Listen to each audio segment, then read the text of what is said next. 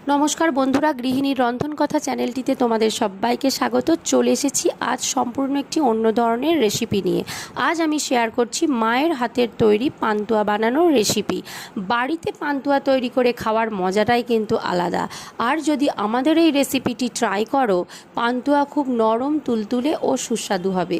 তো চলো দেখে ফেলি মা কীভাবে বানিয়েছে। প্রথমেই দেখো, একটি বাটিতে মা নিয়ে নিয়েছে 1 বাটি সুজি।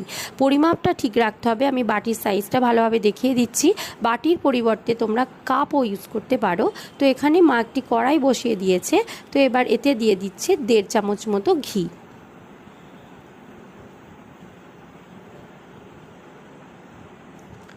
তো দেখো, ঘিটা ভালোভাবে কড়াইটায় মাখিয়ে নিচ্ছে একটা খুন্তির সাহায্যে। তো এবার দিয়ে দিচ্ছে সুজিটা।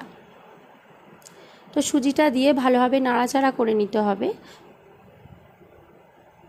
তো দেখো, ভালোভাবে সুজিটা দিয়ে মা ভালোভাবে নাড়াচাড়া করে নিচ্ছে। সুজিটাকে একটু ভেজে নিতে হবে। হালকা লালচে লালচে ভাব এসে গেলেই সুজিটা ঢেলে নিতে হবে, বেশি ভাজলে চলবে না। তো ভাজা হয়ে গেছে, একটা জায়গায় মা ঢেলে নিচ্ছে। তো এবার ওই বাটির মাপেই দিয়ে দিচ্ছে 2 বাটি দুধ। তো বন্ধুরা, একটা কথা বারবার বলছি, মাপটা সবসময় ঠিক রাখতে হবে। এবার এই দুধে দিয়ে দিচ্ছে 1 চামচ ঘি। তো ঘিটা ভালোভাবে এভাবে মিক্স করে নিচ্ছে। তো দুধটা ভালোভাবে ফুটবে একটু।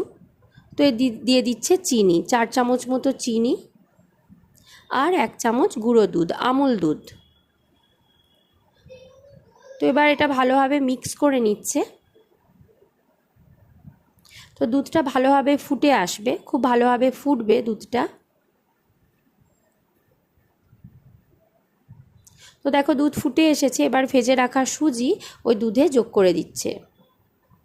তো এটা ভালোভাবে মিক্স করে নিতে হবে, ভালোভাবে ঘাঁটতে থাকতে হবে, নাড়াচাড়া করতে হবে। নাড়াচাড়া করতে করতে সুজিতে একটা টাইট ভাব এসে যাবে, একটা সুজির ডো বানিয়ে নিতে হবে। তো দেখো, মা একটা সুন্দরভাবে সুজির তাল বানিয়ে নিয়েছে।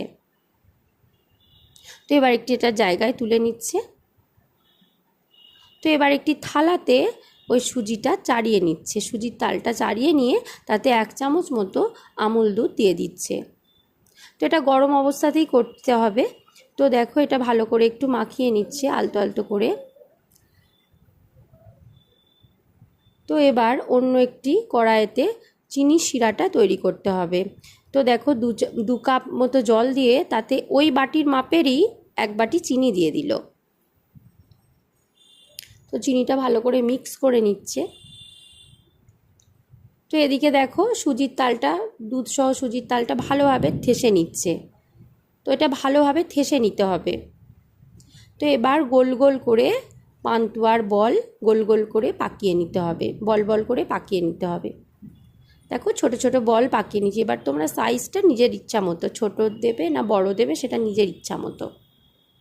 তো এদিকে চিনির শিরাটাও ফুটছে। তো চিনির শিরাটা পাতলা হলেও চলবে না, মোটা হলেও চলবে না, চটচটে ভাব হলেই নামিয়ে নিতে হবে। এদিকে সব বলগুলো আমার পাকানো হয়ে গেছে। তো আমরা খুব মজা করে বলগুলো পাকাচ্ছিলাম। বাড়িতে বানিয়ে খাওয়ার মজাটাই কিন্তু আলাদা, দোকান থেকে তো হামেশাই কিনে খাওয়া হয়। তো দেখো, এদিকে কড়াইতে মা তেল দিয়ে দিয়েছে। তো এবার তেল এসে গেছে, বলগুলো সব পান্তুয়ার বলগুলো এক এক করে তেলে ছেড়ে দিয়ে ভালোভাবে ভেজে নিতে হবে, অবশ্যই অল্প আঁচে। এপিঠ ওপিঠ উল্টে বলগুলো ভালোভাবে ভেজে নিতে হবে, অল্প আঁচে ভাজতে হবে যাতে বলগুলো নরম থাকে, শক্ত হয়ে না যায়।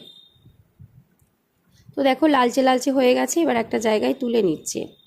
এবার বাকি বলগুলো ওইভাবে ভেজে নেব। তো বন্ধুরা, অবশ্যই আমাদের রেসিপিটি ফলো করে বাড়িতে ট্রাই করে দেখো। তো দেখো, এদিকে শিরাটাও হয়ে এসেছে, দেখো চটচটে ভাব এসে গেছে। এদিকে চিনির শিরাটাও তৈরি হয়ে গেছে। তো এদিকে বলগুলো দেখো লালচে লালচে হয়ে আসছে। পান্তুয়ার বলগুলো আবার একটা জায়গায় মা তুলে রেখে দিল। তো এবার চিনির শিরার মধ্যে পান্তুয়ার বলগুলো এক এক করে ছেড়ে দিচ্ছে।